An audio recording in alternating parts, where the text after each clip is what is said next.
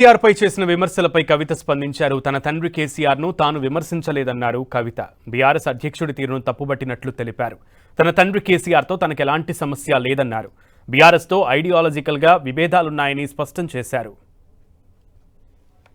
నేను మా నాన్నని క్రిటిసైజ్ చేయలేదండి.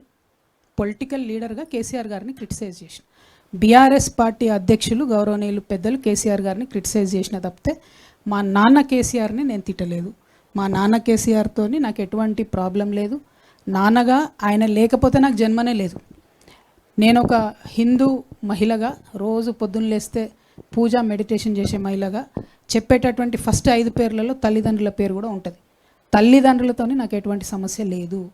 బీఆర్ఎస్ పార్టీ అధ్యక్షులు కేసీఆర్ గారితో ఖచ్చితంగా నాకు ఐడియాలజికల్ విభేదాలు ఉన్నాయి. మొన్న విమర్శించిన, రేపు కూడా విమర్శిస్తా. తప్పు చేస్తే నేను తప్పు చేస్తే అట్లనే బీఆర్ఎస్ పార్టీ వాళ్ళు కూడా నన్ను విమర్శించవచ్చు. నేను వ్యక్తిగతంగా ఒక మాట కూడా అనలేదు. బీఆర్ఎస్ పార్టీ ఫస్ట్ వచ్చినటువంటి ప్రభుత్వంగా వారు కొన్ని పనులు చేసి ఉంటే తెలంగాణకు బాగుండేది.